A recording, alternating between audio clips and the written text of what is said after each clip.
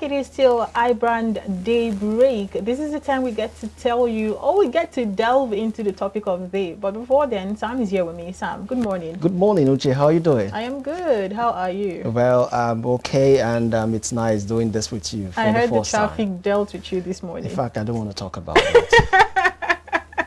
Anyway, if you joined me from earlier on the show, you would hear that I told you there's a lot of traffic, and we have a living proof in the house. All right, today we're going to be talking about something quite interesting. I'm sure a lot of young people will want to hear this. So let's get to the focus of today.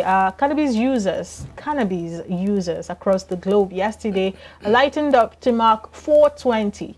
The annual event is observed as a means of celebrating marijuana use, while also campaigning for it to be legalized in some parts of the world where it is prohibited.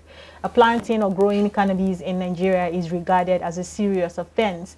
The Indian Hemp Act states that any person who knowingly plants or cultivates any plant of the genus cannabis shall be sentenced either to death or to imprisonment for a term of not less than 21 years.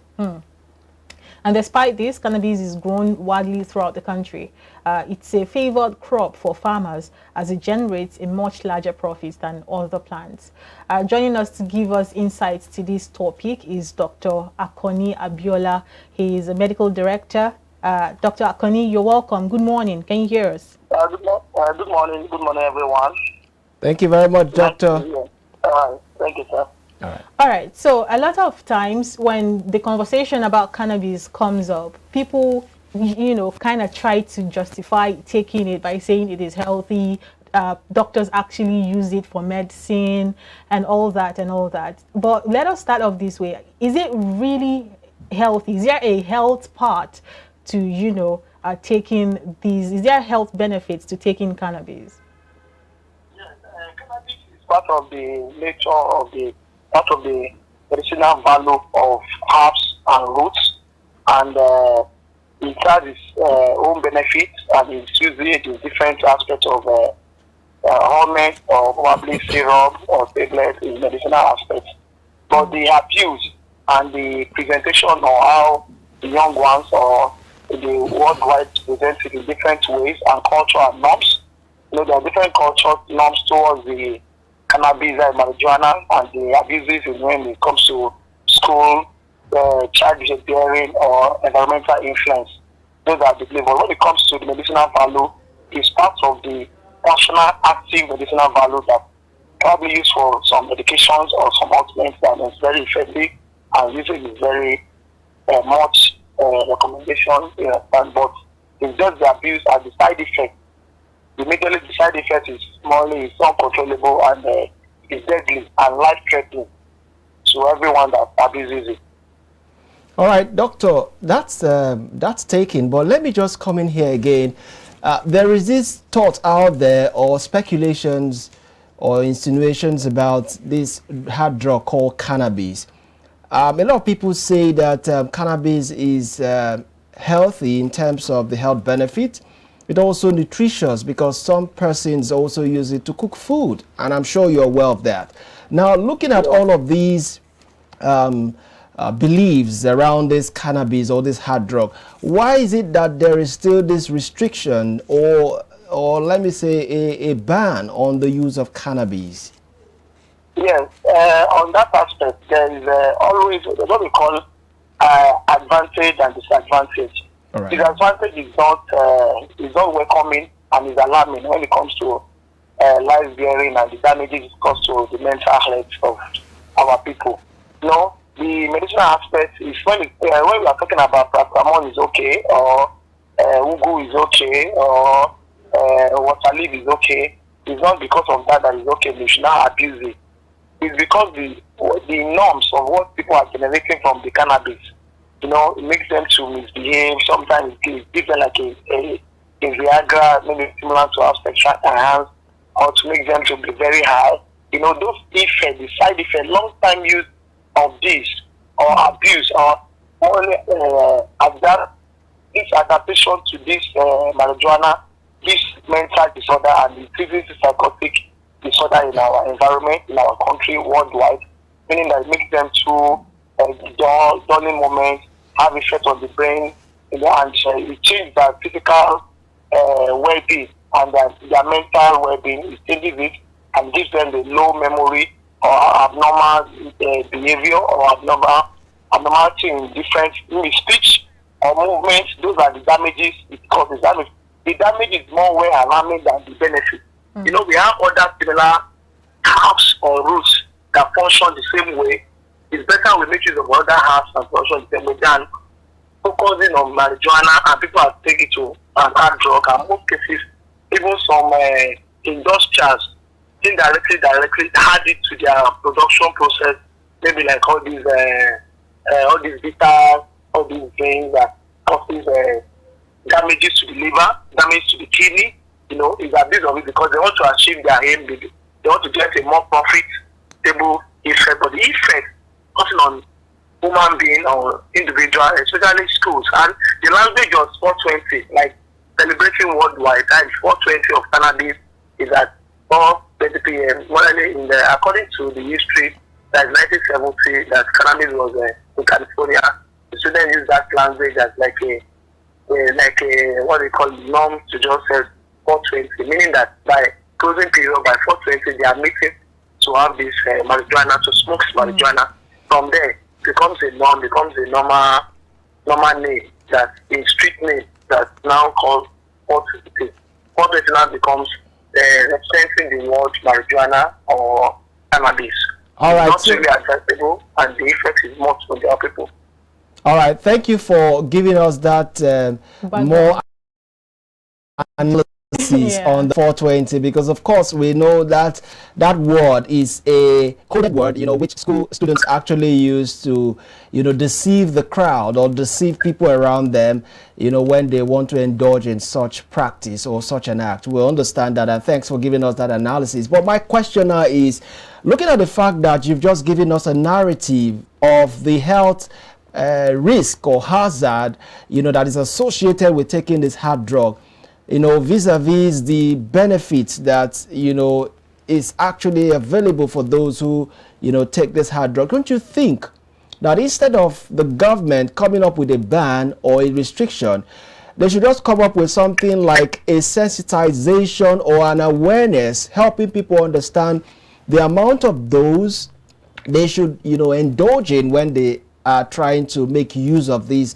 hard drugs, so that it doesn't in the other way around harm their health while trying to get the health benefit that it actually provides. That's my own question. That's my understanding. What's your perspective concerning that as a director in the health sector? Yes, your perception is good and is welcoming, but the problem of our people is that, you know, human beings is the most difficult to manage, and their laws and their rules about drugs production. Pharmaceutical company has their process and has their rules and objectives when it comes to processing of drugs and the raw materials. Most of raw materials we use are benefits from the roots and herbs, and it's just the specific process of the drugs and the medications and those. And ways you can probably achieve the same aim that the pharmaceutical company have already produced a drug against that, and it's just our people, you know, abuse of it. Like let me give an example of tramadol. Tramadol is a painkiller, anti-inflammatory drugs, and at the end of the day, that's why tramadol was banned today. But it can only be used by prescription from a medical professional to use tramadol, unless they use other painkiller or other anti-inflammatory painkillers for the patient that is in severe pain. Tramadol is to work on the muscle, the nerve, to relax it. But I say make use of tramadol again to abuse, making them to high. Or when we talk about codeine or cough syrup, you know, those cough syrup, what you say is because of the medicinal value of cough syrup is to clear the lung and make the person that is having a chronic or maybe asthmatic or bronchial allergies to relax it. But they engage in taking these syrups, the cough syrup, or taking this tramadol to make themselves high or dulling themselves, like as if they are sleeping, moving around, as drowsy, all those things, and it makes them do a negative behavior, attacking, insulting, having respect for the headers, thinking that, they call themselves Generation Z.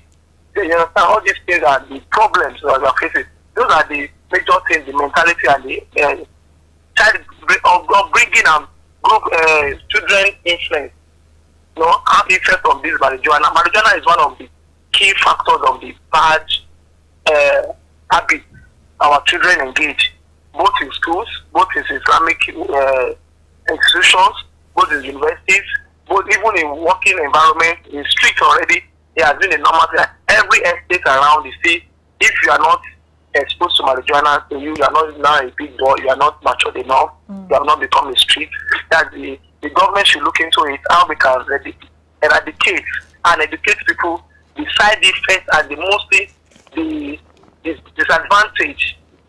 Disadvantage is mostly we take more awareness of disadvantage from the school, we can out of the syllabus in school to know that making use of this is what you are expecting, making use of this is what you are expecting. That is abuse of everything and abuse of it. This is what you are expecting. That's why we now have more than 30 to 25% mental disorder as a result of different drug abuse. They now make it in different ways, in a lotion, in a syrup, cooking it in indomie, cooking in different ways that the concoction has you cannot even predict. Sometimes parents may not even aware that under their roof, their children is taking marijuana in different process, maybe by mixing it with other vegetables or using it with other concoction in their house. That's why we need to educate our people. We need to break down to know that we can't say because of abuse, we do not use the medicinal value, because according to the research, it works for GIC, that is gastrointestinal disorder, people that have indigestion or something like stomach disturbances or what they call intestinal disorders or enteritis. Sometimes it works for that, but that is medicinal value and that is dosage and prescription to go with this. But when it comes to the abuse and the damages to our society, it's more alarming, it's more deteriorating to the country and to our children and their future and the future of the country. That's why we should not allow it, and we try to educate our children, both the adults and people around us, and the regional leaders to take it. Very important to know that to educate people is advantage of marijuana, cannabis in our society, and what we'll be expecting if children engage in addicted use of marijuana. All right, let's talk about legalization. In some countries in the Western world, like Canada and some other countries, marijuana is actually been legalized. Let's talk about what they put in place that is making it work for them. And if these are the things that we can adopt if we're going to look at legalizing it in Nigeria. And do you think that we can ever get to the point where we can say that cannabis or marijuana has now been legalized in Nigeria? Yes, we can get to that stage of legalizing cannabis. Is just an instruction of there are other countries that you are not expected to smoke publicly in an environment, maybe in the street or in a market. That means what you have it, you sit in your room, in your corridor, and taking what is like having your normal meal at home, probably, or having your normal a bottle of wine or a bottle of drinks that you can probably in and take it and sleep. But it can be a restricted time that you don't take cannabis at a particular time from morning to a certain period of time, maybe about 4:20 as the normal course of, and you can there are certain age limits expected to have access to it, and probably there may be restrictions to have access to a numbers of maybe like maybe 1 gram or 2 gram of it, and you are expected the 1 gram has to have it particularly. So it is abuse of things that cause it. When you talk about Guinness or beer, you see people that will tell you they are okay with a bottle of beer, and some will tell you that until they get to like 14 bottles of beer or 15, or until when they drink to stupor, that's human management and different family background or upbringing and lifestyle. That means if this instructions or restriction was there, it can guide the local government, the church, everywhere to know that even if you are to take this, let's for example, cigarettes. Cigarette has been there, and we have different types of cigarettes, and normally at the pack of cigarettes they said you are liable to die young. And at the end of the day, you see people still take that cigarette, but if you take it in a responsible way, you take it in an environment not to disturb your neighbor, you take it not to have instead that you have to be high, that you have to not be dangerous to your people around, or killing or engaging in negative behavior, attacking neighborhoods, or those things like that, or engaging at the same stage on age group that are now abusive to you. That just, those laws can be there. If the laws are there and you can follow it, at least the government can legalize it and the process will take place. It has a gradual process. But the awareness has to be there 100% to the parents and to the children before I think that our country can be legalized. Because without it, the abuse is there already and the damage has been everywhere. It's written everywhere, every environment. You know that every child there has been, most ladies have been engaged in different addictive abuses when it comes to marijuana or cannabis. Yeah. All right, Dr. Akoni, thank you so much. I wish we can continue this conversation, but we are really short of time. But it was been amazing having this conversation with you. Thank you so much for the eye-opening ideas that you shared with us on the show this morning. All right. It's still iBrand Daybreak.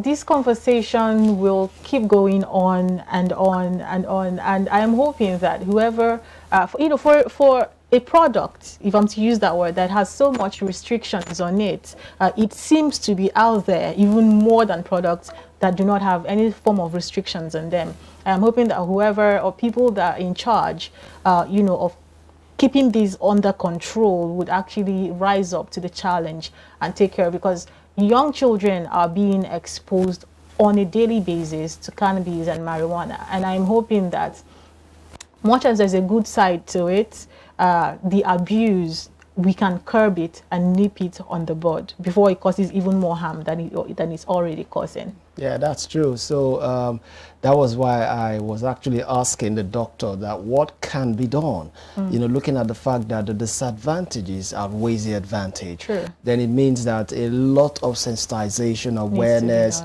heavy campaign needs to be placed on this product so that people begins to understand that there are more damages to these drugs than the benefits, that are actually there. So a lot of campaign needs to be we done. keep our fingers crossed and hope that things don't get out of hand. But it is still iBrand Daybreak. It's still TGIF. We're still in a celebratory mode. Yeah. Coming up next after this short break is the Star Corner. We have a young man who's doing so well for himself come here and tell us about his craft.